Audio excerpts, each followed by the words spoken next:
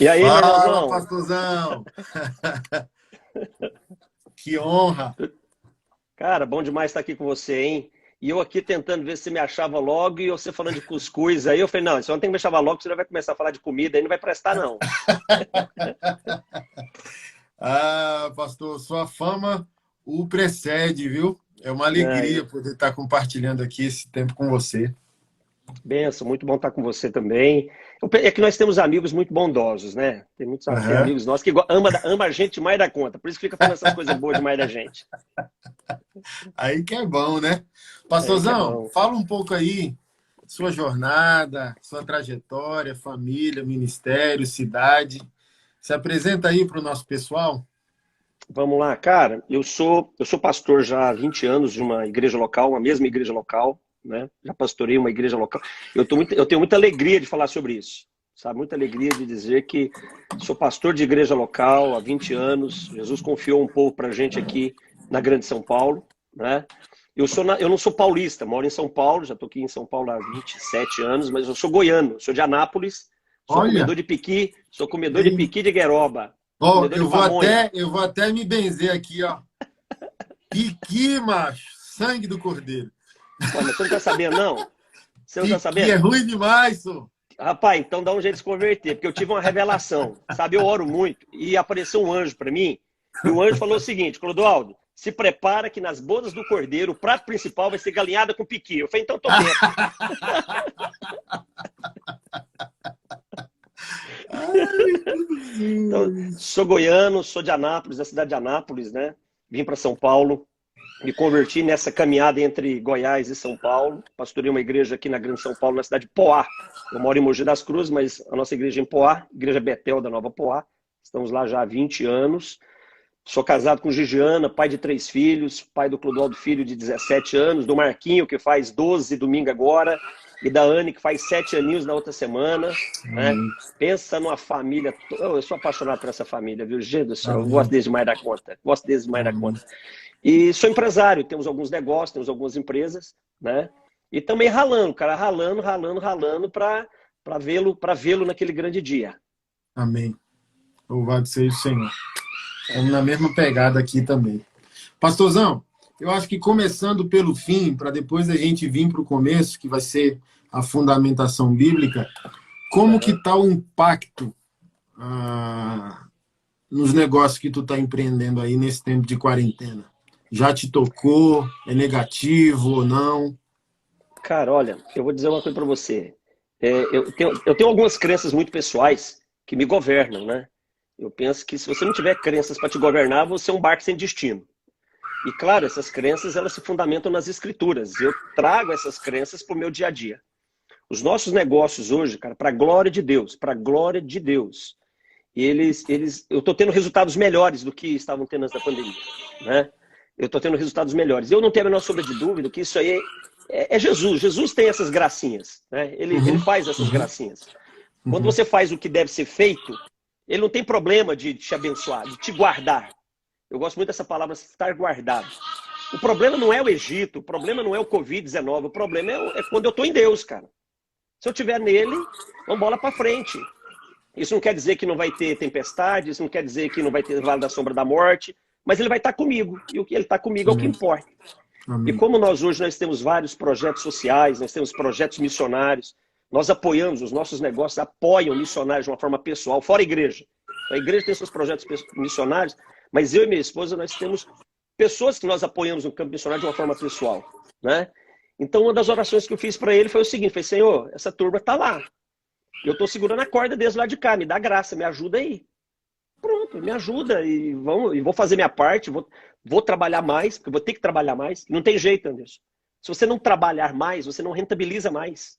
Ok. Essa ideia que o resultado financeiro não vai vir do seu esforço é uma ideia errada. Tem que ter congruência entre fé e aquilo que eu vou fazer. Tiago, capítulo 2, versículo 24, Tiago diz, ninguém é justificado por aquilo que crê só, mas é por aquilo que faz. Eu tenho que fazer para ele abençoar. Eu tenho que fazer para achar graça. Amém. Então, para a glória de Deus, estamos avançando e vamos lá, vamos subir. Amém. Tem um grande homem de Deus que tem uma fala que se encaixa muito aí no que você pontuou no final, né? Ore como se tudo dependesse de Deus e trabalhe, haja como se tudo dependesse de você. Verdade. Então, é muito complexo para muita gente esse tempo, né? Eu também tenho frentes empreendedoras não tão plenas quanto outros empresários, empreendedores e tal. Mas a minha visão sobre esse momento ela é talvez mais pastoral e profética, né? Que tranquiliza o meu coração. Até fiz uma postagem no meu Twitter hoje falando sobre isso, né? Eu acho que o desespero diante dessa pandemia, dessa quarentena e de todas as reverberações que ela causa é a gente olhar para a timeline errada. E qual é a timeline errada? Boa. A nossa, a humana. Boa. Então, quando a gente não consegue se elevar, se esforçar para olhar essa situação pela timeline de Deus, onde o salmista, no capítulo 2, diz que Deus está rindo, imagina, a gente está aqui num desespero, os governantes conspiram contra o ungido e o Senhor sentado rindo da gente, rindo das consequências, dizendo, olha, tá ruim, vai ficar mais ruim se vocês não olharem pela minha timeline. É como se nesse momento o ensino errado que eu acho dessa hipergraça que fere até o conceito da soberania de Deus, é o que eu sempre digo, gente, ou Deus é vítima, ou Deus é soberano. Não dá para crer, pastor, teologicamente na mesma coisa. Ou você crê num Deus vítima, que a gente vai ajudar ele e o diabo tem mais poder que ele, ou você crê num Deus soberano que tem na rédea curta até o próprio mal, até o próprio diabo. E como esses pregadores modernos estão ferindo o conceito de soberania de Deus, a gente não crê em Romanos 8, que diz todas, não diz algumas, não diz Todas. a que eu quero, não diz a que Deus quer. Todas as coisas cooperam para o bem dos que amam, dos que foram chamados, segundo seu propósito. Por isso, assim, eu achei importante você pontuar essa questão. Olha, a minha empresa é uma empresa missional. Ela tem compromisso com a agenda de Deus. Então, amar a Deus, ser chamado de acordo com o propósito que ele tem. Então, você conecta a sua timeline humana, existencial, com a timeline de Deus, que é uma timeline mais ampla. O que eu postei hoje? Gente, nem tudo que dá errado é para dar errado para sempre. Talvez está dando errado para poder dar certo. Então, por exemplo, Thomas Edison, chegaram para ele e falaram, você vai tentar de novo criar a lâmpada? Você já errou 10.000 vezes. Olha só. O cara tentou criar a lâmpada, o cara fez 10.000 experimentos para criar a lâmpada. A resposta dele foi, não, eu não errei 10.000 vezes. Agora eu sei 10.000 vezes como não errar, 10.000 vezes como não fazer a lâmpada. Então, as pessoas não conseguem unir, aprender com a crise, aprender com o erro e saber que o nosso senso de continuidade, de pertencimento e de obediência a Deus, independente da estação, é o que dá sustentabilidade aos processos. Minha esposa estava falando agorinha, para eu poder passar a bola de novo para você. Como eu estou avaliando mais profeticamente, de maneira pastoral, a crise, alguns amigos me ligam dizendo, e aí, como que está a igreja? Cara, por incrível que pareça, um milagre a cada dia. Ao ponto que está sobrando para a gente conseguir acudir pessoas que estão sendo tocadas pela quarentena. Aí um amigo, ele se assustou, né? Porque ele falou bem assim, pô, domingo fui fazer a oferta, deu R$51. Aí eu falei bem assim, olha, irmão, sem orgulho, mas graças a Deus, assim,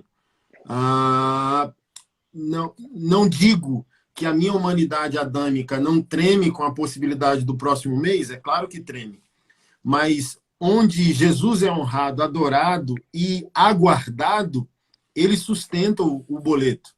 Ele paga o que ele chama, ele financia, ele viabiliza o que ele ordena.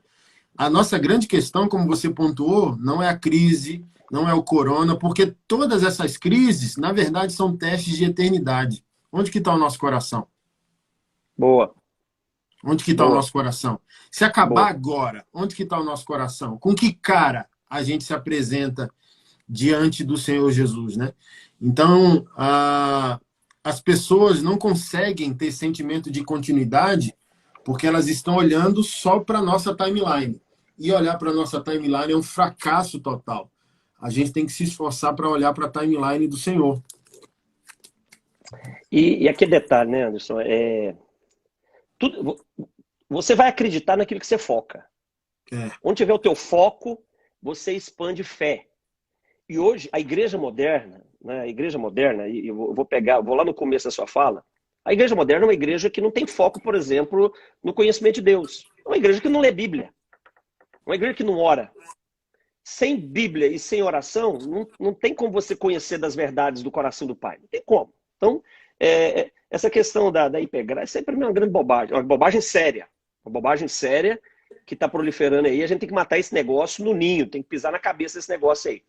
Mas é coisa de gente que não lê Bíblia. Não conhece as Escrituras. Se o meu foco não estiver nas Escrituras, como é que eu vou expandir esse entendimento para um tempo de Deus? Meu coração vai estar aflito mesmo. Eu estava vendo uma reportagem da Stone. Stone é uma empresa que trabalha aquelas máquinas de cartão, de crédito e tal. A verdinha, eles fizeram uma pesquisa, cara, das atividades que mais cresceram e as atividades que mais diminuíram de rentabilidade nessa pandemia. Você sabe o que mais cresceu nessa pandemia? Cresceu 192%? Doação. As pessoas estão doando mais. Foi a que mais cresceu, dentre todos os segmentos, vestuário, alimentação, remédio. O que mais cresceu foi a capacidade das pessoas doarem. Sabe o que é isso? Tudo isso aí que está acontecendo, Deus está ensinando, principalmente a igreja, alguns valores. Sabe essa turma que está angustiada, quanto vai... Claro, tem um homem natural aqui que tem um boleto no mês seguinte para pagar. Ele se preocupa, mas esse homem natural, ele precisa estar sujeito ao homem espiritual, ao nascido de novo. Ele precisa se sujeitar. E ele tem que. Eu preciso entender. Eu tenho os meus negócios, mas os meus negócios não são meus. Eu preciso entender que tem um Senhor sobre eles também, ué. Então é o seguinte: ou o senhor é dono de tudo, controla tudo, então vamos largar essa bobagem. Eu vou vender revista Veja na estação do metrô aqui do Tatuapé, em São Paulo, e vou assistir o Faustão de domingo. Ou você tem foco nas coisas de Deus para entender o coração do Pai, ou então você vai ficar nesse mundo maluco que está aí, cara. Nesse mundo que está aí. Então, Deus está ensinando a gente. Deus está ensinando a igreja. Deus está ensinando a igreja que não somos nós. Não sou eu. As minhas habilidades são importantes, as minhas competências são importantes, a minha experiência é importante. Tudo isso é importante, mas tudo isso perde para a capacidade dele fazer. Tudo isso perde. Quando nós entramos nesse lugar, o fardo de Jesus, a gente passa a levar o fardo que Jesus quer que a gente leve, que é o fardo leve dele. Aí é o fardo dele leve. Mas é que é o seguinte, Anderson, eu sou pastor, né, cara? Eu quero fazer a obra de Deus. Eu quero fazer... Olha a pretensão, cara. A loucura. Eu quero fazer a obra de Deus. Quem sou eu para fazer a obra de Deus, cara? Essa obra é santa, é linda, é grande demais para mim fazer. Mas eu sou pretensioso, eu quero fazer a obra de Deus, eu quero ter a expressão de uma revelação das Escrituras, eu quero bater num posicionamento teológico, eu quero levantar a bandeira. E Jesus está olhando lá do céu e dizendo, meu filho, mas eu não estou pedindo nada disso para você fazer, não. Eu quero que você faça o básico. E o que é o básico? Faz o que eu mandei. Não inventa moda. A mamãe, você está falando do cuscuz aí da Bahia? A mamãe é baiana. Então a mamãe tinha umas falas. A mamãe falava assim, moleque, menino, não inventa moda. O que é inventar moda? Não faz o que não deve, faz só o básico. Eu tenho que fazer o básico. Quando o assunto é dinheiro, eu preciso entender, fazer o básico. Né? Tem muita gente, muito pastor, muito homem de Deus, muito homem apaixonado por Jesus. Não sei não, também não sei se é apaixonado também não, né? Que o cara preocupa demais com dinheiro. Né? Aquilo que você não domina, te domina. Aquilo que você não governa, te governa. E o que te governa, te domina, te dá destino, te dá final de história. Tem muita gente ansiosa, muita gente desesperada, muita gente negociando o chamado, barganhando o dom, mercantilizando o dom e o chamado. Por quê? Porque não entendeu que o dinheiro é o que menos importa, cara. Deixa eu entrar nesse vácuo teu, para aproveitar uma fala da minha esposa 40 minutos atrás. Ano passado eu conheci muita gente, né? Minha rede de relacionamentos, o que chama de network, se expandiu muito. E nessas eu conheci homens aparentemente muito generosos. Olha aquele pastor ali é um pastor extremamente extravagante e tal. E minha esposa é quase um segundo Espírito Santo para mim. Quando ela faz a cara assim, ó. Não, Keila, que isso? O cara deu um carro. Que isso, Keila? O cara deu 30 mil reais. E ela assim, ó. Anderson, quando o assunto é reino de Deus, a questão não é fazer o certo. Aí nessas horas você segura na cadeira. Quando o assunto é reino de Deus, não é fazer o certo esteticamente. É fazer o certo da maneira que Deus aprova. É fazer o certo com o coração certo. Então, por exemplo, eu não consigo admitir nem assimilar, por exemplo, você ser dizimista, ofertante, socorrer o pobre e aspas, Deus não ser obrigado a responder, sendo que as escrituras dizem que ele responde. Então, assim, ó, não é que minha obediência enquadra a Deus, é que a minha obediência, a coisa certa, com o sentimento certo, é como um combustível, uma fluidez do reino de Deus. É um ciclo que não para. Eu fiz o que Deus mandou, com o coração que Deus mandou, e o reino de Deus é ativado para funcionar a partir daquilo que eu fiz. Então, é uma fluidez natural. Quando eu sou dizimista, com o coração certo, ofertante com o coração certo, acudo o pobre com o coração certo. Então, há 40 minutos, eu recebi a notícia que um desses homens, que eu conheci no pastor que eu conheci no ano passado, cara, quebrou feio, assim, ó, entendeu? De socorre-me, Senhor. E aquilo falou bem assim, eu falei para você que não adianta fazer a coisa certa. Fez muita coisa certa. Mas será que o coração está certo? Será que não é aquilo que eu sempre falo? Às vezes você não pratica o amor pelo amor. Você pratica o amor para ser visto praticando o amor. Então ela falou bem assim, olha só, a tua luta contra si mesmo para manter o teu coração alinhado com o motivo certo, fazer a coisa certa com o coração certo, Deus ainda não te desamparou. Muda teu coração para ver se Deus não pesa a mão sobre a tua vida. E a madre, ela cessa. Então, olha só, é tão complexo quando nós entramos no assunto finanças no reino de Deus, que não adianta só fazer a coisa certa e achar que Deus é obrigado a fazer a coisa certa, mesmo você tendo o coração errado. Então, imagina, Caim e Abel saíram de casa para cultuar a Deus e ministrar a Deus uma oferta. Se o problema é a oferta, por que Deus disse a um, se procederes bem, é certo que serás aceito? Se o bom procedimento era a oferta já tinha sido dada. Então, um bom procedimento não é o que Caim fez, é com que coração ele fez. Porque não adianta dar as mãos a Deus se Deus não tem um coração do ofertante, né? Deus quer o que o que ele te ordenou fazer por meio das escrituras, sem dúvida.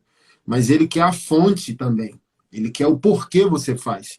Eu acho que o poder não está nem no que você faz, mas o porquê você faz o que você faz. É uma questão, acho que uma questão chave, começa a abrir as portas, a questão do caráter, né? O caráter doador hoje, ele é provado pelo céu. O caráter doador, ele é provado pelo céu. Né? O que Deus quer com o nosso dinheiro? O nosso dinheiro só serve para provar o lugar do nosso coração. Anderson, Jesus chamou o dinheiro de Senhor. Yeah. Jesus, Deus, Espírito Santo, não deu a mais nada esse título de possibilidade de senhorio, mas deu para o dinheiro. Yeah. Disse, olha, deu para o dinheiro o título de Senhor, então o dinheiro pode ser Senhor. E ele vai construir esse valor em mim, se o meu caráter não tiver uma formação blindada. Eu tenho que ter uma formação blindada no meu coração para o dinheiro não me assenhorar. Porque senão ele é senhora mesmo. Por causa do quê? Por causa da necessidade. A necessidade é um argumento para o dinheiro se assenhorar da vida das pessoas. O que existe hoje, pessoas, a quantidade de pessoas hoje, vamos lá? Vamos sapecar o cururu aqui do negócio, vamos lá? O que tem de gente no ministério hoje, porque se sair do ministério ele não tem outra fonte de renda, é muita gente. Tem muito pastor que só continua pastor hoje porque você sair da igreja ele não vai ganhar dinheiro em outro lugar. Yeah. O dinheiro assenhorou dele, cara. Tá errado, tá errado. Claro, tem um histórico por detrás disso? Tem, mas tá errado. O dinheiro se assenhorou do coração dele. Agora, quando é que aconteceu isso? Porque ninguém tropeça numa montanha. Grandes erros não começam grandes. Você vai negociando valores, você vai negociando princípios, isso vai modelando o teu caráter, vai imprimindo marcas no teu caráter. E quando a questão é dinheiro, quando você vê, você é um cara venal. O seu ministério é venal. A sua pregação, a sua fala, não vou nem usar esse termo, porque é muito... O seu discurso é venal, é voltado para isso. Então, quer dizer, não tem consistência por detrás. Aí na hora que vier o fogo, porque não é o fogo que prova, não é o fogo que prova. O fogo não prova o que tem sobre o fundamento? Uhum. Então vamos lá, então vamos ver o que tem sobre o fundamento. Ninguém está isento de ter um negócio e não quebrar. Agora é o seguinte, quando você quebrar no seu negócio, você quebrar na sua empresa, onde é que você fica em relação à sua vida familiar, onde é que você fica em relação à sua vida espiritual, onde é que você fica em relação à sua estabilidade emocional? Porque esses valores vão revelar sobre o que você construiu o seu fundamento. Paulo escreve aos Filipenses e Paulo diz o seguinte, olha, eu não tenho nenhum problema, eu tenho problema de estar com fartura, não tenho problema, com fartura eu estou bem, sem fartura eu estou bem, solto eu estou bem, preso eu estou bem, porque eu tenho um valor que me governa. Uhum. E o valor que me governa é que ele é a minha fortaleza. Por isso, eu posso tudo por causa dele. Então não é um poder de realização, é um poder de pertencer. Yeah. E hoje a igreja não se move assim, sabe? Não sabe lidar com... Porque na verdade a questão não é o dinheiro. As pessoas estão correndo atrás do dinheiro, estão sendo corrompidas pelo dinheiro, mas na verdade elas não entenderam que elas... Não é o dinheiro. Não é o dinheiro. É obra missionária. Eu digo, gente, a obra missionária não precisa de dinheiro, mas ela é feita com dinheiro. Então é quando você começa a definir o lugar de cada coisa. Se o dinheiro achar espaço no meu coração, cara, lascou tudo, já era. Eu vou ter um bom... É a história do Caim. O Caim fez uma boa oferta. A minha interpretação daquele texto é que a oferta dele em quantidade deve ter sido até melhor do que a de Abel. Mas a integridade da oferta, a integridade do lidar com o dinheiro, é isso que Deus vai avaliar.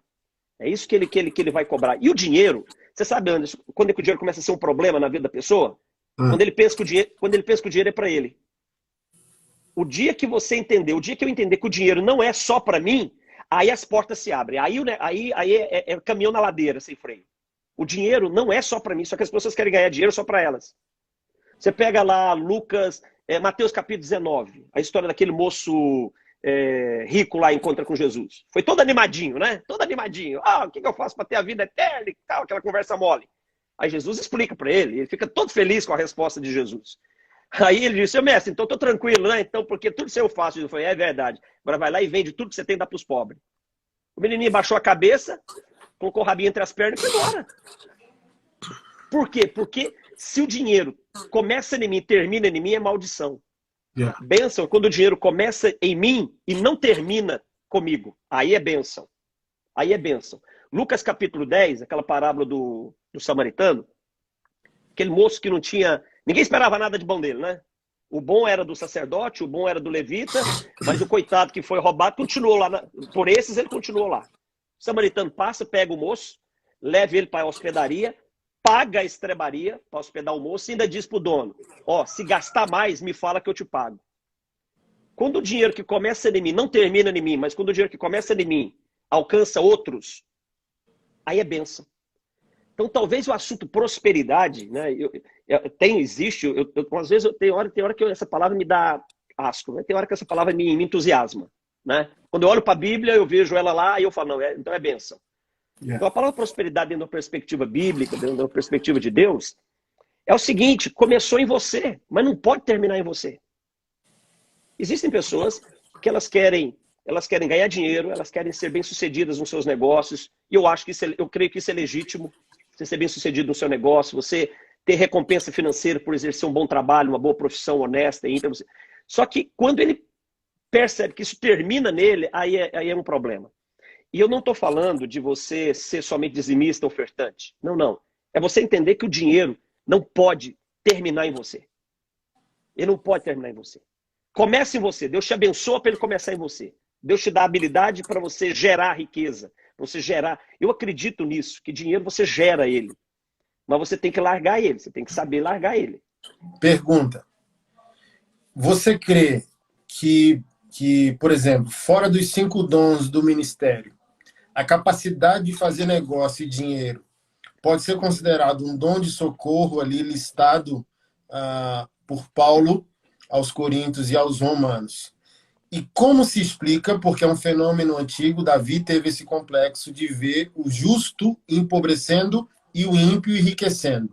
É possível nós cristãos termos recebido esse dom de Deus, é nítido, mesmo, por exemplo, um egoísmo ferrenho em nós, ao ponto que não somos nem dizimistas com a riqueza que nós estamos gerando. A falta de serviço acumula juízo a essa pessoa. Por exemplo, o não ser julgado é igual um pastor em pecado. Mandaram para minha esposa. Eu estava lavando louça em casa e ela botou um vídeo lá que me mandaram de uma pastora que se casou com outra mulher, e as duas são pastoras até aí em São Paulo. Certo. E ela falou, olha, o fulano mandou esse vídeo aqui para você assistir. E ela deu play e eu lavando louça ouvindo aquela pastora pregar. E depois de 10 minutos, pastorzão, eu entrei em crise porque eu fui tomado pela unção do Espírito Santo enquanto eu vi a mulher e comecei a chorar. E entrar em crise assim, meu Deus, será que existe algo na homossexualidade que não está escrito e nós não alcançamos esse lugar? Ou, de fato, Romanos 11:29 é a verdade? Aí, na hora, o Senhor ministrou ao meu interior. O que está escrito em Romanos 11:29? Olha, o meu dom e o meu chamado são irrevogáveis, sem arrependimento. Eu te dei. Ainda não cobrei o boleto. Eu te dei o bônus, mas ainda não te cobrei o ônus. Pode ir. Porque, olha só, pastorzão, para poder configurar a pergunta lá sobre finanças. A partir disso, eu entendo que eu posso trair a minha esposa meio-dia, que eu posso consumir pornografia 10 da manhã e orar pelo enfermo à noite e ele ser curado. É isso que dá o sentimento de impunidade a nós, pastores. Vivemos em pecado, ofendemos a glória de Jesus, ferimos o rebanho de Jesus, mas o boleto não chegou na nossa porta. Então o cara fala, então não tem peso o pecado que eu estou cometendo. Se eu não morri, se nada de mal aconteceu na minha vida, se a igreja não fechou, se a unção não saiu, não é pesado. Aí o cara continua naquela iniquidade dele. E eu conecto isso a essa questão do dinheiro. Porque o que eu falo, olha, riqueza é aquilo que você pode acumular. Prosperidade é aquilo que você pode acumular e principalmente distribuir. Prosperidade está mais ligado ao que eu retenho e não ao que eu dou. O verdadeiro dizimista, ele não faz a oração para saber o quanto dá na nova aliança. Porque o foco da nova aliança não é o que você dá, é o que ainda você consegue reter.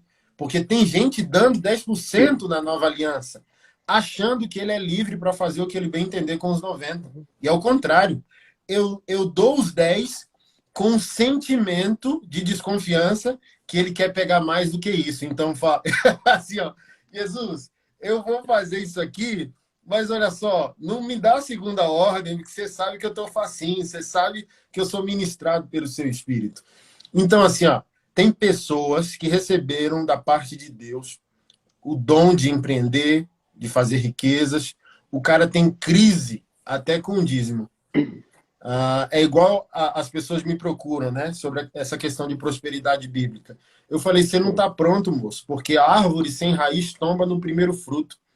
Tu dá, assim, ó, hoje, tendo os teus R$100, tu dá os R$10 de dízimo. Se hoje Deus te desse 1 milhão que tu pediu, tu daria o dízimo? Sem querer controlar Deus e o pastor que recebeu os 100 mil? Tu nem daria os dízimos. Tu ia conhecer essa pessoa que a Bíblia também chama de Senhor, que é o dinheiro. Tu ia conhecer Mamon na hora. Mamon saltaria assim, ó, e te abraçaria na hora para te proibir de dar esse dinheiro.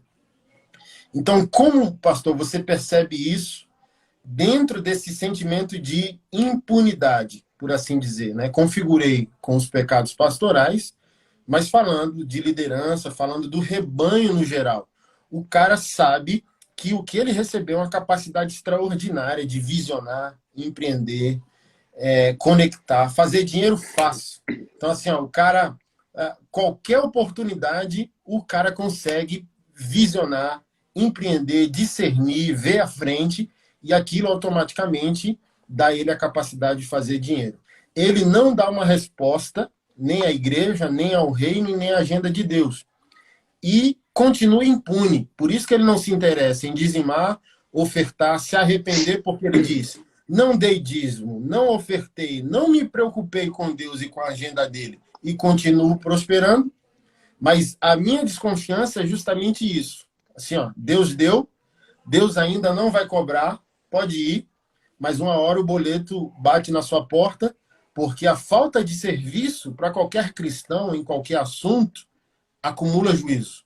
Porque não é nosso. Parábola dos talentos diz que não é nosso.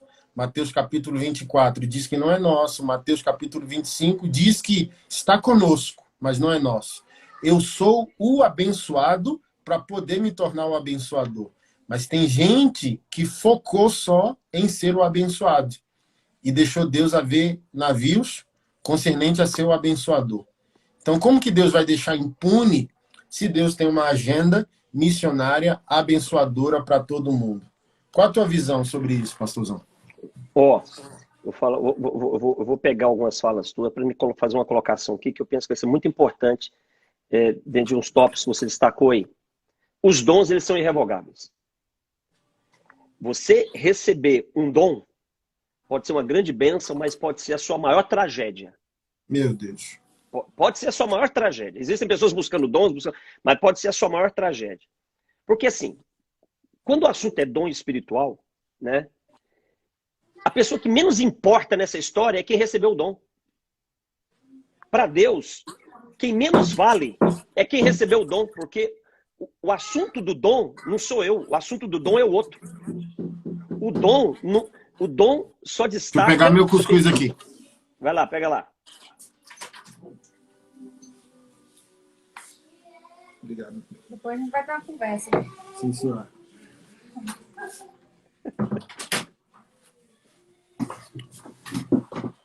Então vamos lá. O assunto do dom, cara, não é para mim, é para o outro. A pessoa que menos interessa para Deus quando um dom se manifesta através de uma pessoa é a pessoa a partir do que o dom está se manifestando. O assunto de Deus para o dom é o outro. Então é o seguinte, Mateus 7, Jesus fala sobre isso. Uma turma, Senhor, mas no teu nome nós profetizamos, no teu nome, tá, que bênção, mas quem é vocês? Eu não sei quem são vocês. Então, o assunto do dom, ele está desconectado da aprovação do indivíduo. Dom não aprova ninguém. A manifestação do dom a partir de uma pessoa não aprova ninguém. Quando a gente fala de unção, eu preciso entender que unção depende de dois fatores. Primeiro fator, para ter unção tem que ter manifestação de dom. Só que o dom é involuntário, eu não escolho o dom. Quem escolhe é o Senhor. O Senhor escolhe. Eu vou dar um dom para o Anderson. Eu vou dar um dom para o Clodoaldo. Eu vou dar um dom para... Ele escolhe. Então o dom é involuntário. Só que a unção integral, ela não pode se mover só no dom, porque ela depende do caráter do indivíduo. E aí tem a questão da autoridade. Então, a unção integral é quando tem dom se movendo e tem autoridade caminhando com esse dom.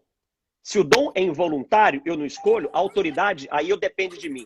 Porque a autoridade você constrói com vida de oração, com meditação nas escrituras, com atos de justiça.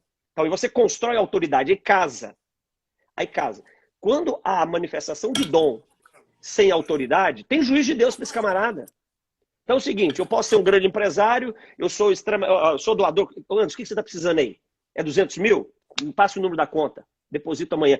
Tem muita gente fazendo isso, que ele tem o dom para produzir riqueza, para gerar riqueza, fechar bons negócios. Só que tem um detalhe, cara. Na verdade, ele está querendo purgar o pecado dele. Tem muita gente que faz isso. É aquele crente, aquele cara que fala assim, não, eu vou doar para a igreja ali, né, para ajudar a igreja. Mas ele não é um dizimista fiel. E quando entrega o dízimo, é com um interesse estranho na entrega do dízimo. Quando ele entrega a oferta dele, é com interesse por detrás da entrega da oferta dele. Então eu vou purgar. Então ele entrega o dinheiro para purgar. Então não tem autoridade no que ele está fazendo. Existem muitas pessoas que têm essa habilidade para gerar dinheiro? Tem. Agora, essa habilidade, eu vou dizer, ela está muito ligada a questões comportamentais, ela está ligada a experiências de vida, ela está ligada também ao Espírito Santo? Também creio. Só que isso não bonifica ninguém. Se a integridade do coração não estiver alinhado, se a qualidade do coração não estiver alinhado com o coração de Deus, isso vai ser maldição para essa pessoa. Vai ser maldição. Hoje ele está... Esses dias aí, tem uns 2 anos, um pastor muito conhecido no Brasil ganhou uma oferta de 100 mil reais. Passado algum tempo, a Lava Jato caiu em cima do cara, porque o cara que deu a oferta de 100 mil reais estava fazendo rolo lá no Congresso e deu essa oferta de 100 mil reais para ele. Então, quer dizer, coração doador? Coração doador. Então, a questão da integridade do dom vai depender da construção da autoridade dele. Da autoridade dele. Porque o dinheiro, ele tem esse poder de corromper mesmo valores, cara. Ele tem esse poder, né? Existem pessoas hoje, assim, convite para pregar a igreja. Eu já ralei muito com isso, cara. Às vezes eu queria um pastor... Poxa, eu queria tanto que esse cara... No início, agora eu não perco mais tempo com isso, não. Mas lá no começo, a gente queria trazer alguém melhorzinho, né? Para pregar melhor que a gente da igreja, né? Aí o cara queria saber quantas... uns caras melhorzinhos. Aí o cara queria saber quantos membros você tinha. Aquela coisa toda que você sabe como é que funciona. Cara, tem uma coisa errada nesse processo. Eu tenho agenda. Você sabe como é que funciona a minha agenda? É quem chegar primeiro, cara. Se é a igreja de 10 pessoas, se é a igreja de 1000 pessoas, é quem chegou primeiro. Tá livre? Tá livre. Vou lá, meu irmão. Vamos estar lá, vai ter na bênção. Aí as pessoas ficam preocupadas. Quanto que o senhor cobra? Não, essa não é a questão. A questão não é essa. A questão de honra está muito longe ainda do coração de algumas pessoas. O coração de reconhecer está muito longe. Então a questão é integridade. Integridade. Senão o dom não vai valer nada. Para ele não vai valer nada. Agora, Deus vai usar essa habilidade. Deus pode usar essa habilidade para abençoar a igreja. Ele pode usar esse camarada que é nosso cego aí para pegar a riqueza. Eu vou morar em casa que eu não construí. Eu vou colher em campo que eu não plantei. Não foi o que ele disse para Israel? Então pronto, ele vai usar. Agora, eu não vou associar, e tal, isso está muito ligado à palavra que a sua esposa te deu, né? Eu não vou associar a benevolência, né, o coração doador, aquela cara de bom samaritano, com integridade, com autoridade. Não vou fazer isso, não. Agora, quem tem essa habilidade de gerar recurso, de gerar condições para hospitalidade, tem que vigiar. Porque Deus está colocando o recurso na mão dele, está colocando a condição na mão dele, e se ele não responder, 1 Coríntios 4, nós somos dispenseiros, mais nada do que isso. Quem tem o dom, ele só é um dispenseiro. Ele é o ministro de Deus, ele é o remador do nível mais baixo do porão do barco. É isso que ele é. Ou seja, ele é o escravo sem nome. Então é isso que nós somos. Se eu tenho esse dom para isso, né? Porque até agora veio um negócio que secou aqui dentro de mim aqui agora, viu, cara? Secou aqui. Porque eu comecei falando que os nossos negócios, a gente apoia missionários de forma pessoal. Isso não é para mim agora. Não. Então, esquece que eu falei isso. Porque nós temos que ser o remador do fundo do porão. O escravo sem nome. Porque o que a gente está fazendo não tem nada de plus nisso. Nada de plus. Não tem plus. É nossa obrigação, né? É obrigação. Não tem plus nisso.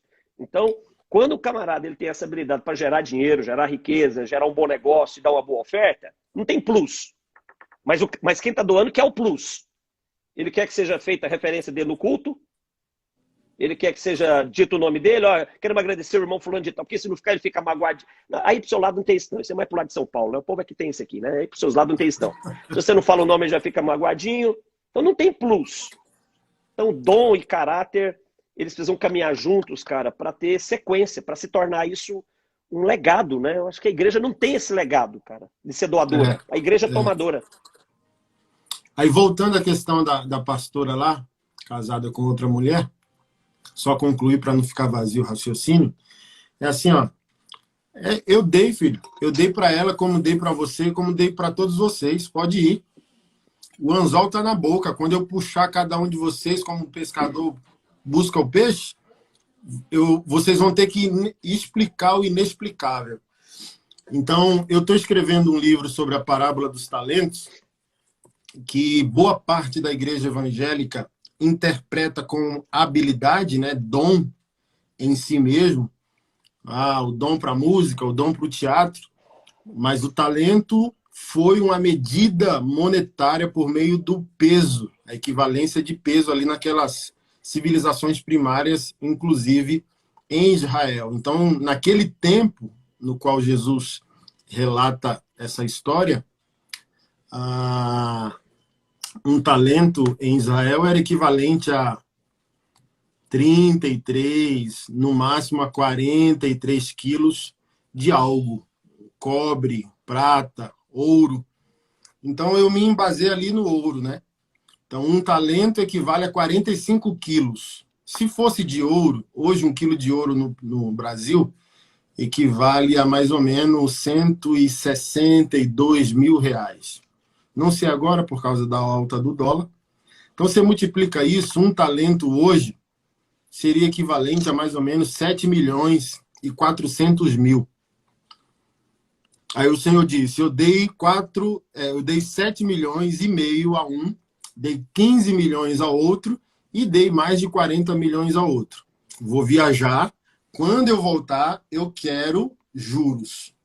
E qual é o juros de Jesus? Plantação de igreja, vidas salvas, sim, casamentos restaurados, por aí vai. Então, você pode ficar na defensiva e dizer, pô, pastor, não recebi 10 conto. Não, é porque você não está fazendo a análise certa. Deus não falou que colocou o dinheiro na tua mão. Deus está equivalendo o período da tua existência. Tu viveu quanto tempo? 50 anos? 70 anos? 90 anos? O teu período de existência na Terra vai ser equivalente à distribuição de talentos. Quando o Senhor voltar, o Senhor vai te cobrar também por aquilo que tu não foi, mas que Ele tinha determinado que tu fosse.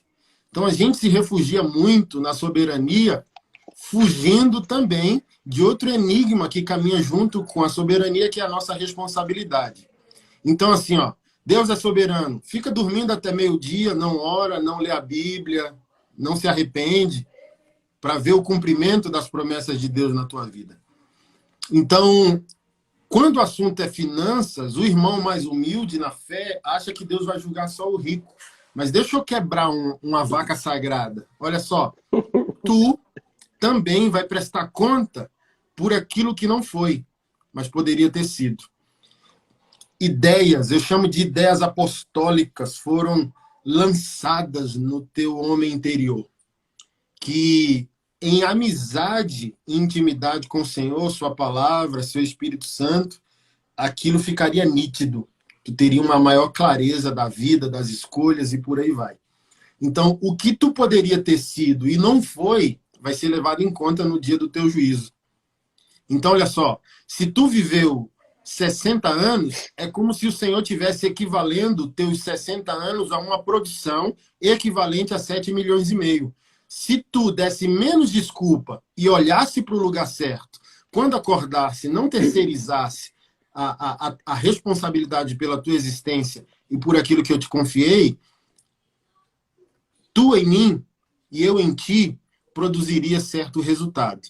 Então, tu viveu 70 anos, uma vida intencional e producente seria equivalente a 15 milhões se você fosse contabilizar. Seria equivalente a 40 milhões. Minha oração, pastor, é radical. Senhor, eu quero tudo o que o Senhor disse sim e permitiu para mim. Eu não quero viver sem torrar o que o Senhor disponibilizou para mim. Então, eu quero a unção disponível que o Senhor autorizou a mim. Eu quero o dinheiro disponível. O que é mais interessante, e para a gente prestar atenção, que na parábola do talento está escrito segundo a capacidade de cada um. Ou seja, Deus não é ignorante ao transferir as riquezas do reino para a gente incapaz. Então, a capacidade já não é um dom.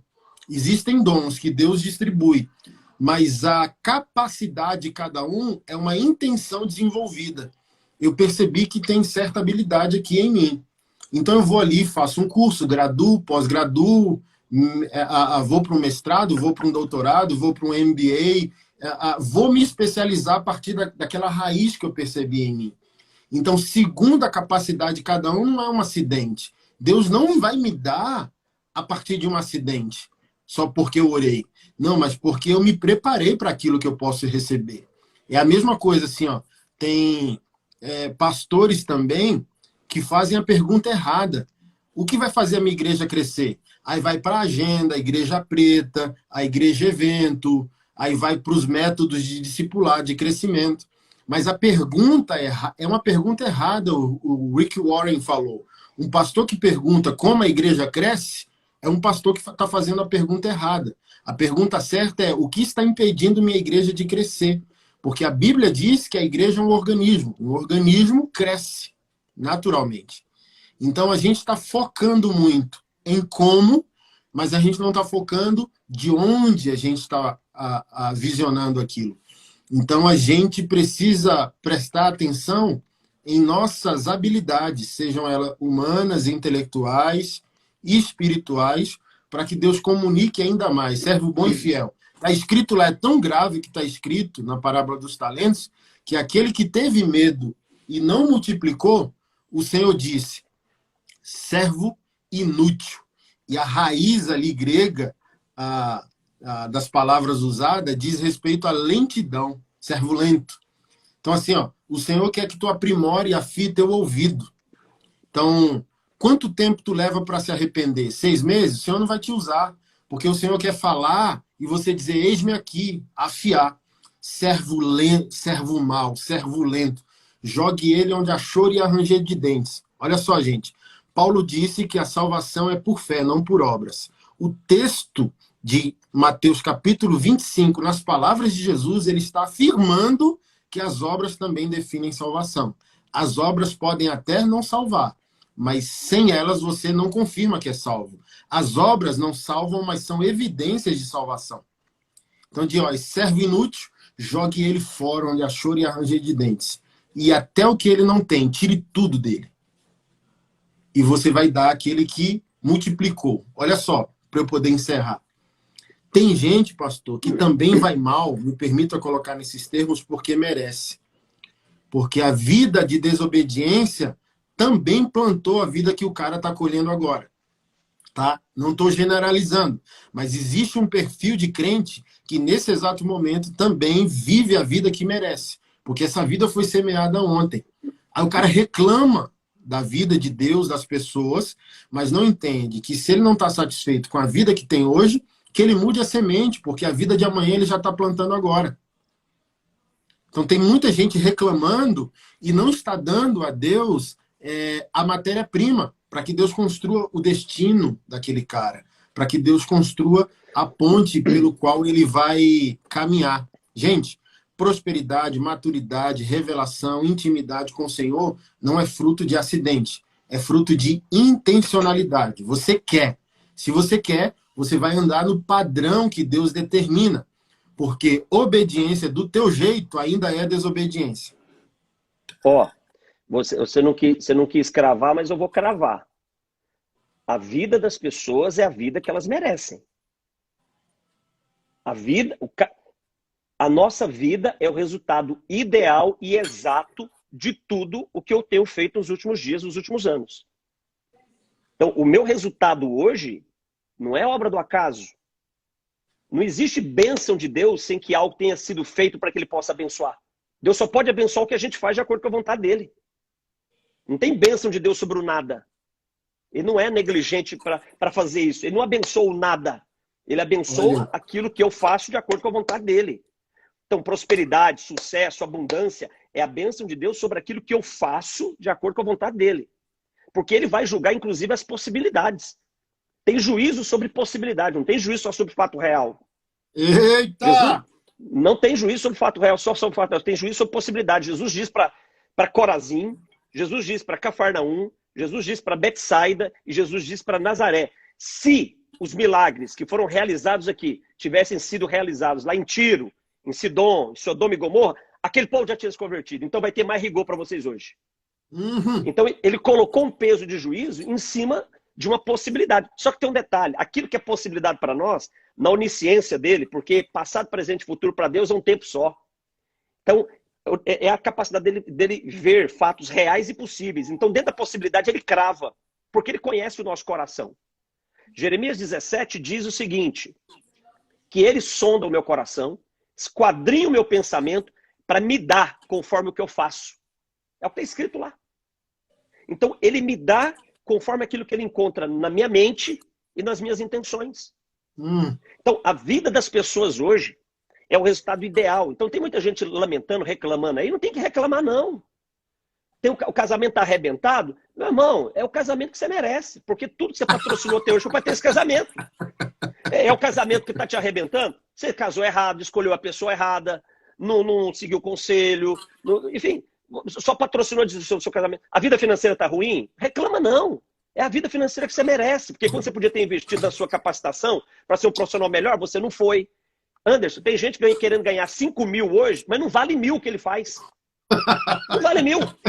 Então, a vida financeira que ele tem é a vida que ele merece. A nossa vida é o resultado ideal e perfeito. Perfeito, real e justo. É isso aí. 10 vezes 1 é 10. A conta é exata. Não tem erro. Agora, muda o comportamento. O resultado muda. Olha, sabe que eu tô lendo a Bíblia? Rapaz, eu comecei a ler a Bíblia. Você acredita, cara? Eu comecei a ler a Bíblia. Eu tô descobrindo uns negócios bons demais lá, rapaz. Tô até me convertendo. É o seguinte. Sabe o que eu tenho descoberto? Um Deus retributivo. Ele é recíproco. Ele é recíproco. Eu vou encontrar na Bíblia, se fizerdes, se cumprirdes, se obedecerdes. Agora, claro, a capacidade dele amar, a graça dele, não tem como eu demandar algo para ele me dar isso. Mas aquilo que você vai produzir na vida comum tem uma contrapartida nossa. Tem que ter uma contrapartida, cara. E quando é dom, quando é capacidade, ele espera.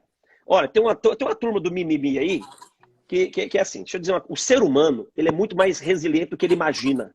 O ser humano normal, 1 minuto para me encerrar essa fala aqui e te passar.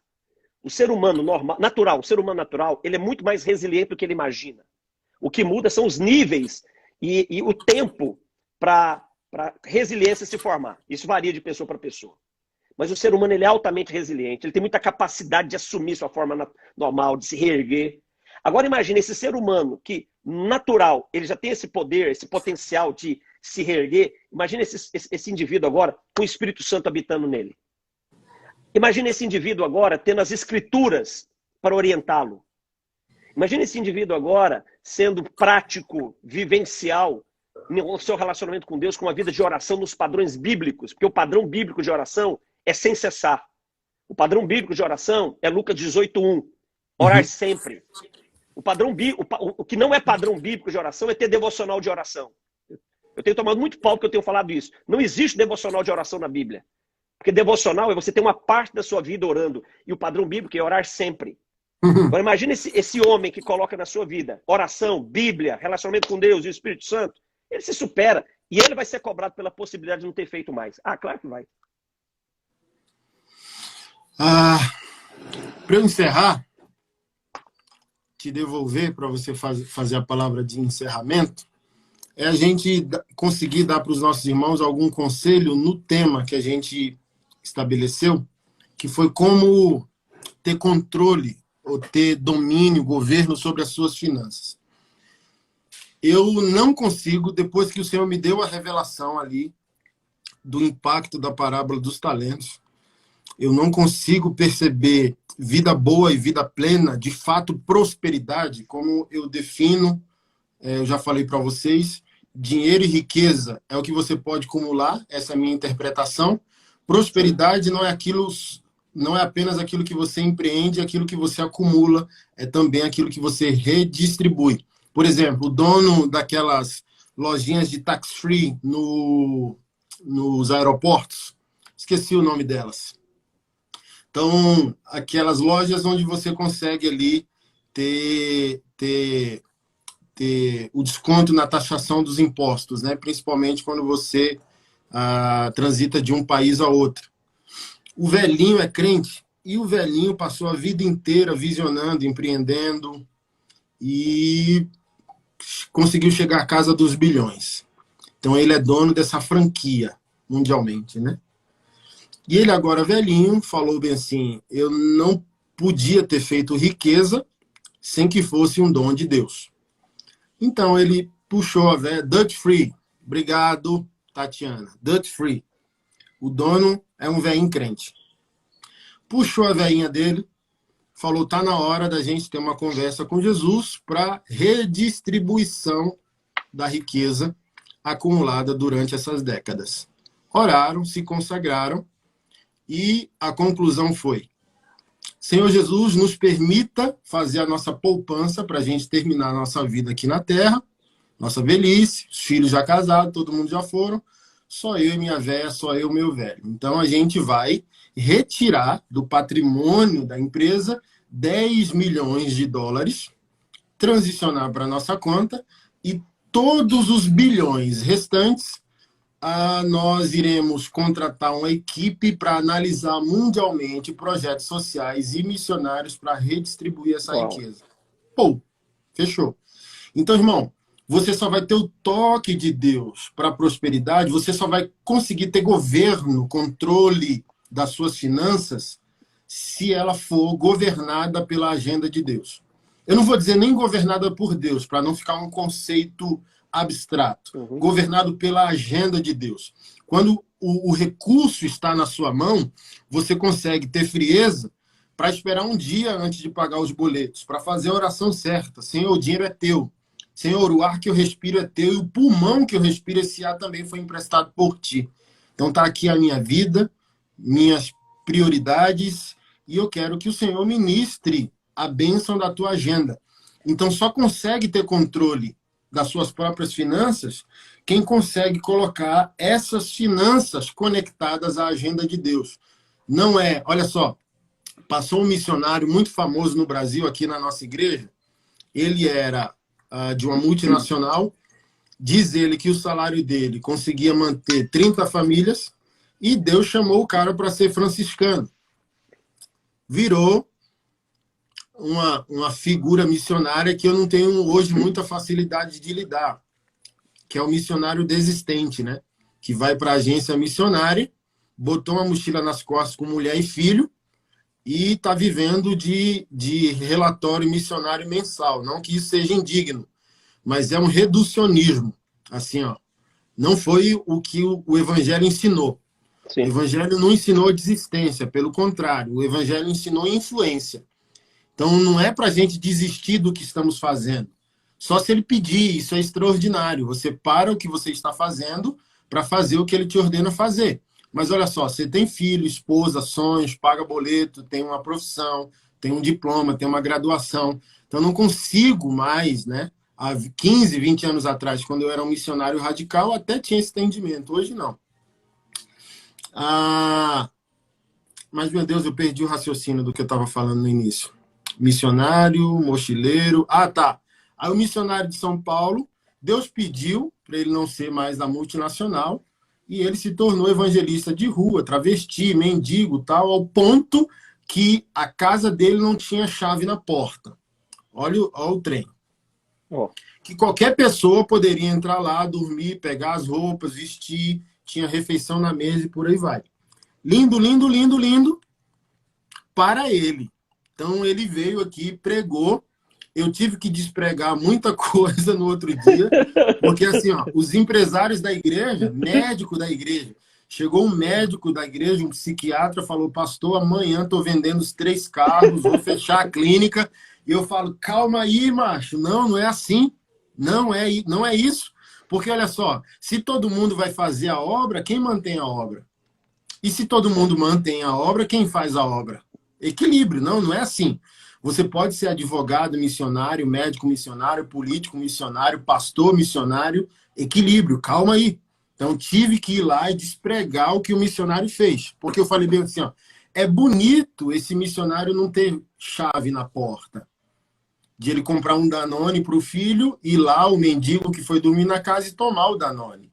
Comprar um tênis para o filho e o travesti que foi dormir na casa dele usar o tênis que ele comprou para o filho. Eu, Anderson, já não tenho estrutura. Eu infarto, macho. Eu amo eu amo a obra, eu sou um missionário, eu tenho 25 projetos sociais e missionários que eu lidero, mas eu teria um infarto de acordar com um cara dentro da minha casa.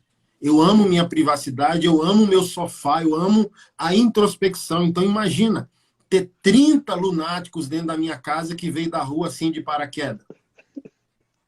Eu mataria um em 3 dias. Eu não aguento, eu saio correndo, rapaz. Não aguento, não. Você é doido. Mas então, olha só, detalhe... gente. Quando nós falamos da agenda de Deus, você pode se manter na mesa de trabalho que você está nesse exato momento, sem precisar desistir dela. Você só tem que fazer uma conexão madura com a agenda de Deus. Deus, eu sou teu servo, e o Senhor me deu dons, eu sou um médico, então me ensina a glorificar o teu nome, a financiar a tua agenda de maneira plena e madura. E não só como um legalista, dizimista, que dizima por culpa, dizima para lavar dinheiro, dizima para lavar adultério, entendeu? Não, gente, a gente faz o que faz por amor a Ele, por adoração a Ele e por entendimento de sua agenda. Então, olha só, a Bíblia disse que a nossa religião é cuidar do pobre, do órfão e da viúva em suas necessidades. Então, o que é a agenda de Deus? A agenda de Deus é o cristão maduro entendendo que tudo que ele faz é para que Deus assuma paternidade social sobre o mundo. Porque Deus disse que, como um ser espiritual, era roubado materialmente. Vocês temem, Malaquias 3:8 ao 10, porque falsos pastores usaram mal o texto. Mas Deus tinha um acordo com Israel. O dízimo de Israel, além de manter o templo funcionando para abençoar o povo hebreu, Deus poderia fazer de sua casa a paternidade social a pobres, viúvas e estrangeiros. Então, quando diz que minha casa está vazia, é Deus dizendo, em outras palavras, eu não posso fazer justiça. Vocês estão tirando de mim a prerrogativa de ser pai de quem sofre, de ser pai social. Então, como ter controle de suas finanças? Conectando ela a essa agenda de Deus que faz com que Deus se torne pai social daquele que não tem pai, se torne pai social daquela que não tem marido. Aí você vai ver independente da circunstância. Pô, a gente está diante da quarentena, todo mundo enlouquecendo, empresa fechando e gente desempregada. Ok, não vamos ser irresponsáveis de dizer que essa crise também não toca e não vai tocar o povo de Deus. Olha quantas igrejas fechando aí, um monte, entendeu? Não vamos dar uma receita de bolo para fingir que um problema ele não acontece. Mas a Bíblia disse também que haveria uma diferença entre o justo e o ímpio, entre aquele que serve e aquele que não serve. Se Deus não pode preservar o seu remanescente, se Deus não pode proteger os seus filhos, e a partir dos seus filhos produzir um testemunho social, eu também não sei o que a gente está definindo como evangelho. Então, se eu posso te aconselhar, como eu posso ter equilíbrio, controle, domínio sobre as minhas finanças? Permitindo que a agenda de Deus domine a primazia, o primeiro fruto. Que a agenda de Deus seja a prioridade. Que o outro, que tu, como abençoador e não apenas como abençoado, seja o carro-chefe dessa agenda financeira. O dinheiro veio a mim, minha prioridade não é ser abençoado. Minha prioridade é ser abençoador. E, Anderson, se a igreja não entender por que o Senhor confia dinheiro nas mãos dela, ela nunca vai viver na agenda de Deus financeiramente falando. A igreja apostólica, a igreja primitiva, não tinha, por exemplo, oferta missionária e nem oferta social. Não existia oferta missionária nem oferta social. Por quê? Porque tudo que entrava era para esse propósito. O detalhe hoje é que a nossa gestão financeira como igreja, hoje, ela é dividida. Nós não entendemos que... contar um testemunho aqui de 1 minuto. Há uns 5 anos atrás, eu chamei a tesoureira da nossa igreja e disse para ela assim, Nayara, faz um relatório para mim, gráfico, pizza. Eu quero saber de tudo que entrou na igreja o ano passado, o quanto que a gente gastou naquilo que Jesus mandou fazer. Ela ficou me olhando assim, né? Falei, não, eu vou te explicar, você vai entender. Por exemplo, Jesus não mandou comprar um microfone de R$4.000. Jesus não mandou comprar uma cadeira estofada, Jesus não mandou colocar painel de LED na TV. Né? Não estou discutindo que isso seja errado, estou dizendo só para você que Jesus não mandou fazer isso. Jesus só mandou fazer uma coisa, Mateus 28, 19, 20, Marcos 16, 15, Lucas 24, 47 e Atos 1, 8. Ele mandou pregar o evangelho. Então, de tudo que entrou na igreja o ano passado, o quanto que a gente gastou em percentual naquilo que ele mandou fazer de forma direta, investimento direto, ok? Ela fez o relatório. O relatório foi o seguinte, 75% do que entrou durante todo o ano da igreja, eu permiti ser gasto naquilo que Jesus não mandou fazer. Ou seja, se eu sou um gestor público, eu sou processado criminalmente por isso. Mau uso do dinheiro público, improbidade administrativa. Se eu sou CEO de uma grande empresa, eu sou demitido na hora, cara, porque eu gastei o dinheiro da empresa que eu sou CEO dela naquilo que não é o objetivo dela. Agora, não estou falando de gestão pública, não estou falando de ser CEO de uma empresa, eu estou falando de tocar num dinheiro que é para a igreja cumprir o seu propósito. Tem alguém maior do que qualquer pessoa que vai me julgar por isso. Aquilo mexeu aqui dentro. Eu falei, não, peraí, eu não preciso mexer com esse negócio. Então começamos a interferir diretamente nisso. O detalhe é que talvez as igrejas, hoje, nós como igreja, nós não temos uma gestão focada de que o que a igreja arrecada, ela tem que cumprir a sua missão, é para o seu propósito. Claro que você vai aumentar o seu percentual de investimento no propósito da igreja à medida que você arrecada mais. Uhum. Mas você vai arrecadar mais à medida que você avança mais para o território que você tem que alcançar. Yeah. Hoje, quem investe em obra missionária são pequenas igrejas. As grandes denominações não investem no campo missionário. As grandes denominações têm as suas estruturas missionárias que arrecadam milhões. Eu não estou chutando, não. Eu conheço estruturas denominacionais grandes do Brasil que arrecadam 20, 30, 40 milhões para a obra missionária e não tem 10 missionários transcultural no campo. Não tem 10 missionários transcultural no campo. Hoje são as pequenas igrejas, quando eu falo de pequenas igrejas, de pequenas comunidades, de 200, 300, 400 pessoas, que estão carregando a obra missionária nas costas. O Brasil tem 15 mil missionários transculturais. Sabe quem é que banca esses 15 mil missionários transculturais? São as pequenas igrejas, que entenderam que a obra missionária não é feita com dinheiro, mas ela usa dinheiro. Ela não precisa de dinheiro, mas ela usa o dinheiro. Quando você tem uma boa gestão. Hudson Taylor, ele tem uma frase do Hudson Taylor, é um dos missionários que me inspiram muito, evangelizou a China. Hudson Taylor dizia o seguinte, a obra de Deus, feita do jeito de Deus, não falta provisão.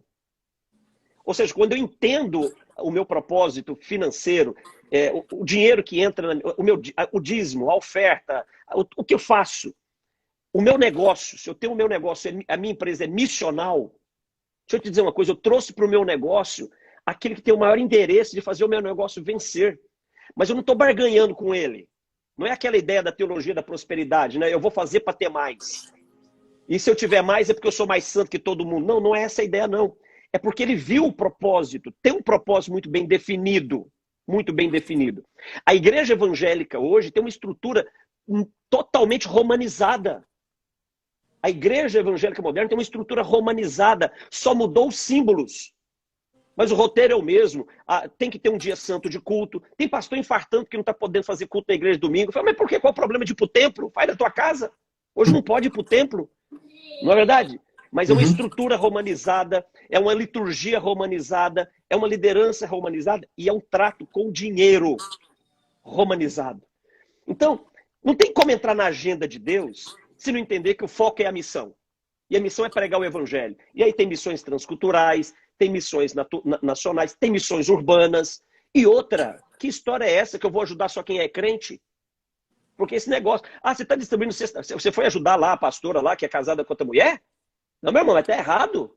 Não, por quê? Porque eles não são da fé. Mas peraí, o negócio é gente. O meu negócio é gente, são pessoas. São pessoas. Tiago diz, se você pode fazer o bem e não faz, você peca. Yeah. E ali Tiago não segmentou. Não, você tem... Não é isso, não. Então, hoje, assim, você vai fazer uma obra social? Não, vamos fazer só para os crentes. Ou então, pior. Quer ver algo pior? Não, eu vou fazer para ver se ele se converte. Uai, então se não se converter, não valeu? Se não se converter, não valeu? Não, eu estou fazendo é por causa das pessoas. Processo de salvação, de conversão, de humilhação e quebrantamento. Senhor, está na tua conta, é contigo. Meu trabalho é ir lá, meu trabalho é ajudar o órfão, é ajudar a viúva, é dar comida para quem tem fome. Eu vou dar comida para quem tem fome, é porque ele está com fome, não é porque eu quero que ele se converta. Claro, que benção se ele se converter, mas eu tô desejando é matar a fome dele. Yeah. Porque se o evangelho não tiver um testemunho social, não tem eficácia a sua pregação. A eficácia da pregação do evangelho é no testemunho social que ele produz. Agora, nós somos proselitistas demais. Eu vou fazer a obra social se o povo se converter. Ah, não tá levando mais cesta básica para aquela irmã lá? Tô não, por quê? Ah, porque nós levamos 3 cestas básicas lá, ela não vem mais para minha igreja, tá indo na igreja do outro lá, então eu vou levar a cesta básica. Ah, que miséria! Que loucura é essa? Mas é a mente que governa. Então, se eu não entender que a proposta é a missão, eu nunca vou entrar na agenda de Deus, cara. Nunca vou entrar na agenda de Deus. Mas sabe o que me tranquiliza? Que Deus está no controle de tudo isso. Tudo isso faz parte do plano. Yeah. É a hora que vai provar o coração. Vai provar os corações. Vai provar. Sabe? Eu sou da época que eu lia lá em Ezequiel as dimensões da Cidade Santa. Eu pensava, meu Deus, será que vai caber todo mundo lá? Hoje, eu creio que vai sobrar. É muito cômodo ainda na Cidade Santa, viu? Meu Deus. Ai, Jesus Cristo. A gente está num tempo de resgate do óbvio, né? O óbvio virou quase que heresia e subversão. Assim, você falando, né, sobre esse desvio pastoral, por exemplo, tem companheiros do reino aqui em Brasília que tem salário de 280 mil, irmão. Pelo amor de Deus.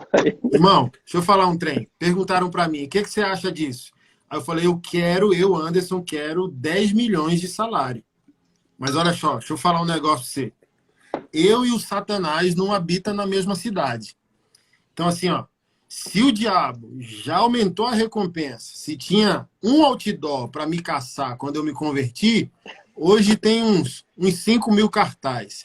Irmão, o pastor, ele pode ganhar o equivalente a quanto a igreja consegue arrecadar.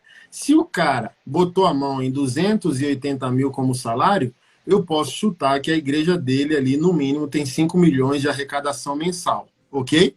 Se fosse eu, Anderson, você aceitaria? O que você acha sobre isso? Cara, só é ético, evangélico e cristocêntrico se ninguém na igreja desse cara sofre ou passa fome. Boa. E a cidade não sofre. Então, assim, ó, depois de tudo feito, é possível dar um salário de 50 mil a um pastor? Eu quero 10 milhões, macho. Quero que a Vivo por Ti arrecade 100 milhões por mês e me dê no mínimo o dízimo disso, 10 milhões. Mas eu tenho certeza que Jesus volta e eu não passo vergonha, porque ele vai fazer o cara crachar. Eu sempre falo, olha, irmão, você vai ter plena certeza que você é um crente pleno quando você imprimir o extrato consolidado da sua conta e conseguir marcar, no mínimo, 50% para Jesus. Se você imprimir teu extrato e for marcando eu, e Jesus talvez lá no fim, Jesus volta e você passa vergonha. O que é um crente maduro? Jesus, Jesus, Jesus. Então, irmão, se uma igreja arrecada 5 milhões e um pastor tem 280 milhões de salário, pode ter certeza que se fosse eu, e aqui eu não estou sofrendo de inveja gospel, estou falando o que deveria ser um pastor bíblico e uma igreja bíblica. O diabo não habita na mesma cidade daquela igreja. Porque se 12 apóstolos, vivendo o evangelho de maneira eficaz, revolucionaram o mundo, irmão, dinheiro não faz a obra de Deus, mas dinheiro viabiliza a obra de Deus. Antigamente não havia avião. Irmão, se você conseguir um jumento anfíbio que voe por cima dos oceanos, a gente não vai achar ruim. A obra de Deus não é feita com dinheiro, mas não é feita sem ele. Então, assim, ó, é uma extrema irresponsabilidade e endemoniamento. Posso falar isso, um endemoniamento em nome de Mamon, porque o dinheiro da religião se tornou o dinheiro mais fácil do mundo. É só a gente botar um bom palco, uma boa banda, um bom pregador e conseguimos depenar o povo de Deus financeiramente. Então, assim, ó, isso não vai ficar impune, porque olha só, olha que revolução a igreja brasileira poderia estar fazendo durante a quarentena. E não está. Esse mesmo amigo que me falaram que ganha 280 mil está caladinho, só é bom no Twitter. Não vi ele dar uma cesta básica para uma viva alma. Não dizendo que tem que alardear para o mundo, mas tem o lado bom do alardear, que é o incentivar quem não está fazendo nada. Vigia o orgulho, influenciar, né? eu falo, meu Deus, cadê esses homens? Cadê essas mulheres? O momento da igreja ganhar a credibilidade com a sociedade brasileira, a igreja some, os pastores somem. Sendo que tem igrejas, meu Deus, financeiramente estruturadas. Olha só um dado da Receita Federal de 2011. 2011, fazem 9 anos, tá? Em 2011, a igreja evangélica e católica junto arrecadaram mais de 22 bilhões de reais no ano. O equivalente a 600 milhões por dia de arrecadação, ok? Isso ultrapassou, na época, em 2011, mais de 15 ministérios, da esplanada dos ministérios. Ou seja, a igreja cristã brasileira teve mais dinheiro que 15 ministérios da esplanada dos ministérios, para poder efetivar a sua visão. Se era 22 bilhões há 9 anos atrás, já passou de 50 bilhões em 2020 há muito tempo. Tranquilo. A pergunta que não cala é: onde está o dinheiro de Jesus? É por isso que a gente está confundindo dinheiro com prosperidade. Olha, um povo egoísta não é um povo próspero. Um povo próspero é um povo generoso. É um povo que usa o problema para revelar o caráter bondoso do seu Deus. Nesse mesmo ano de 2011, menos de 1% dos 22 bilhões foi investido em missões. Como que nós vamos nos explicar? 22 bilhões no ano e menos de 1% nós investimos no motivo da nossa existência. A igreja existe para as missões. E ela investiu em missões menos de 1% da sua arrecadação anual. Jesus volta, é por isso que eu estou falando, Jesus vai nos avaliar também pelo extrato bancário. Jesus volta e vai falar para nós, pastores, mas vai falar para você também. Imprime o extrato, eu vou sentar e tenta me explicar a tua vida em meia hora e eu prometo que eu vou me esforçar para entender. Ele vai cobrar essa conta, Anderson. Ele vai cobrar essa conta. Ele vai cobrar. Sabe, escandaliza esses números. Esses números que você disse escandalizam. Ele vai cobrar essa conta. Porque, você já parou para pensar o poder da igreja hoje? O poder da igreja hoje para alcançar... Estamos falando de obra missionária? Povos não alcançados. O Brasil tem vários povos não alcançados dentro da nossa nação. Os ribeirinhos é um povo não alcançado, os quilombolas é um povo não alcançado, os ciganos, os indígenas, sertão nordestino... O investimento... Mas por que não tem investimento lá? Cara, eu banco 200 conto num telão de LED para minha igreja, mas eu não banco R$2.000 no missionário no sertão nordestino. Por quê? Porque não dá retorno de visibilidade e não dá retorno financeiro. Dá enfado. É enfado. É trabalho. Mas o evangelho é trabalho. O evangelho é trabalhar. Agora imagina a igreja brasileira com esse poder financeiro dela, aplicado de forma organizada, responsável, dando publicidade, para pregar o evangelho com testemunho. O que é pregar o evangelho com testemunho? Meu irmão, é o que você disse, eu vou ter um salário de R$250 mil, então, mas no meu bairro não tem ninguém passando fome. Não, no meu bairro não vai ter ninguém. Eu ganho 250 mil, mas no meu bairro ninguém passa fome. Na cidade que a minha igreja está... Seguinte, o povo tem comida lá. Eu estou ganhando 250 mil, mas o povo tem comida. É a proporcionalidade. É a proporcionalidade. Jesus nos ensina isso quando ele multiplica os pães e os peixes. Mestre, vamos embora. Ele diz, mas peraí, como é que nós vamos embora? E essa turma não come? Não, mas senhor, não tem comida para todo mundo. Nós temos para nós aqui, no máximo, tem um molequinho ali que tem uns pãezinhos, uns peixinhos. Vamos resolver, tem que ter proporção. Sobraram 12 cestos cheios que ficaram na mão dos apóstolos. Mas estava todo mundo com a barriga cheia. O problema é que a igreja não entendeu que o seu impacto social valida o seu discurso. Mas lembra que eu falei que o modelo da igreja, a igreja evangélica moderna é um modelo romanizado? É uma igreja voltada para dentro. A igreja hoje é voltada para dentro. A estrutura que ela constrói é para os de dentro, não é para atender os de fora. A estrutura de culto é para atender os de dentro, não é para atender os de fora. Até a música é para atender só os de dentro. Os de fora, quando chega, não entendo muita coisa.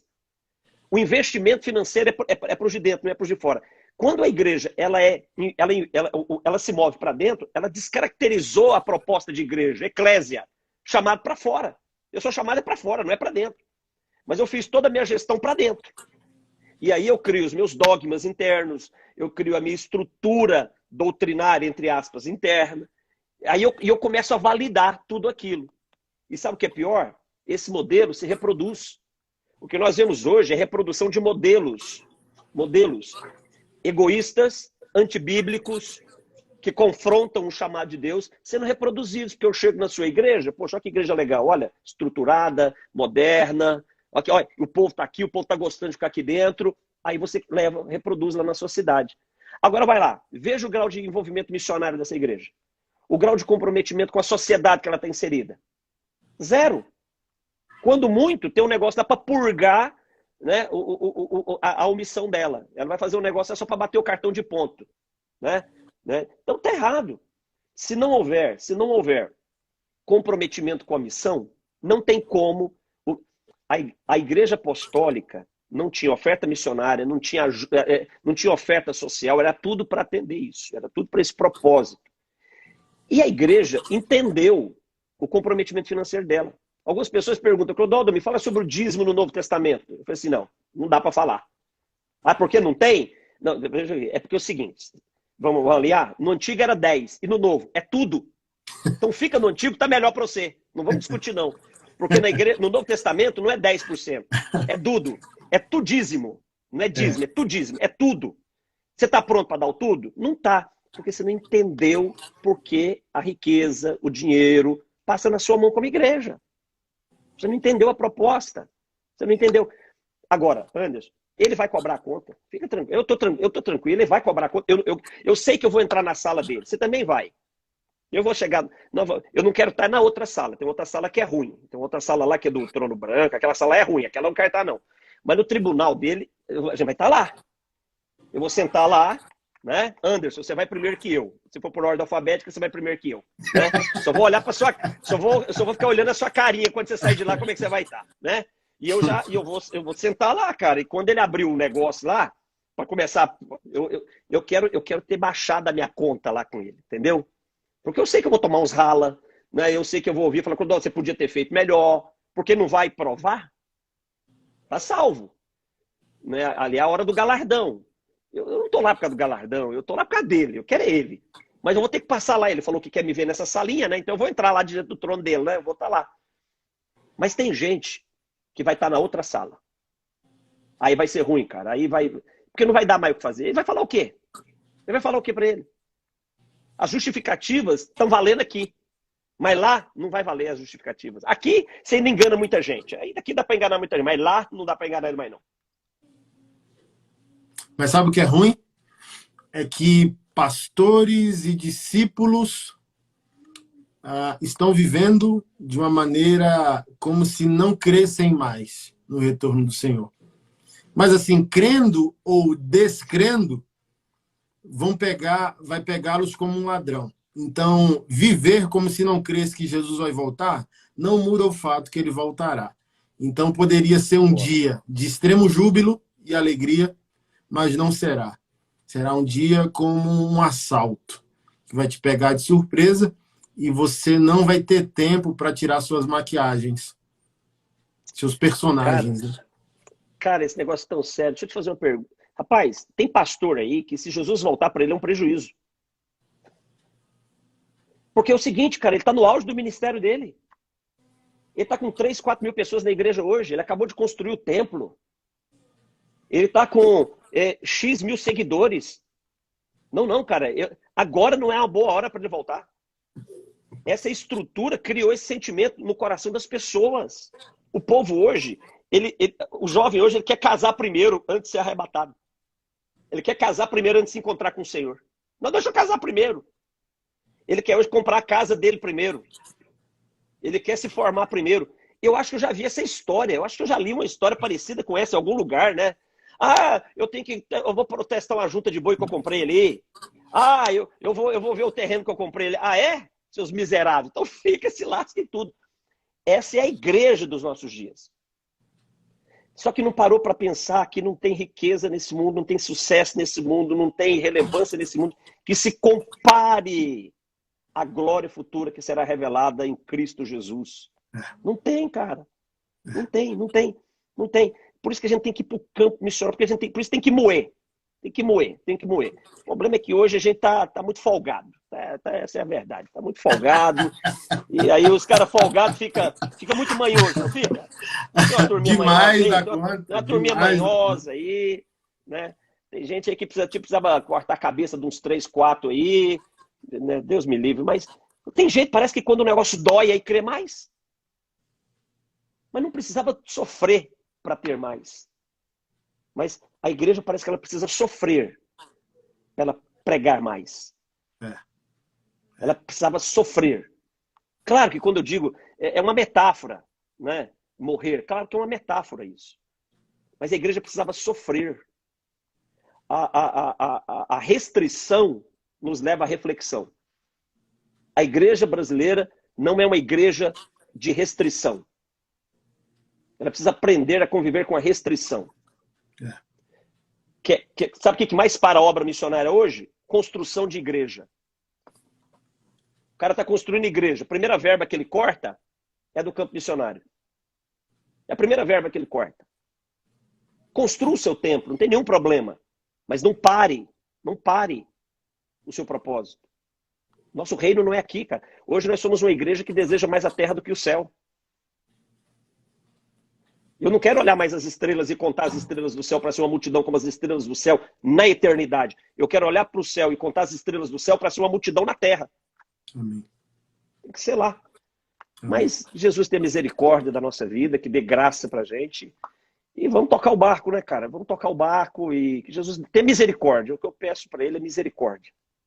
Amém. Misericórdia, porque hoje eu estou de pé e amanhã eu preciso ralar muito para continuar de pé. Amanhã começa tudo de novo. Se não vigiar, cara, a gente toma na lapada. Se não vigiar, você toma na caçuleta de novo e aí tá tudo lá, perdeu tudo. Né? Mas top, cara, top esse tempo aqui juntos, hein? Amém, viu, pastorzão? Vou ter que ir para terminar meu cuscuz aqui. Olha Vai só, lá, gente. termina seu cuscuz aí. Muitos de vocês perguntando quando a gente vai abrir de novo a possibilidade de inscrições para a CAF, né, para a comunidade antifrades. Então, as inscrições não estão abertas, mas você pode colocar o seu nome numa lista de espera para ser um dos primeiros a serem avisados quando a gente abrir novamente a possibilidade de vocês se inscreverem. O pastor Clodoaldo, ele vai criar dentro da nossa plataforma um curso justamente nessa área sobre finanças do reino, tá bom? Então, para quem já é CAF aí, dá um glória, levanta a mão, agradece a Deus, que a gente vai ser muito edificado por esse homem de Deus aí, que virou um parceiro dos nossos projetos dentro da CAF. Então, você vai lá no perfil aqui no Instagram da CAF, Comunidade Antifrágeis, e vai ter o link lá na bio para você colocar o seu nome na lista de esperas. Segue lá e você vai ficar sabendo da nossa agenda, projetos, aulas, lives, tudo lá no nosso perfil aqui no Instagram, Comunidade Antifrágeis, tá bom? Pastorzão, obrigado, sem palavras para te agradecer, viu? O povo ficou louco aí, ó, tá vendo os comentários, né? Deixa salvo, deixa salvo. Foi muito bom, pastorzão. Obrigado mesmo. Obrigado, meu irmãozão. Olha, foi um privilégio participar com você, compartilhar aí com a turma que te segue. Põe na conta do carpinteiro, só ele para pagar esse negócio aí, tá bom? Amém. Tamo junto, pastor. Deus abençoe você e sua família aí. Amém. Valeu. Deus abençoe. Tchau.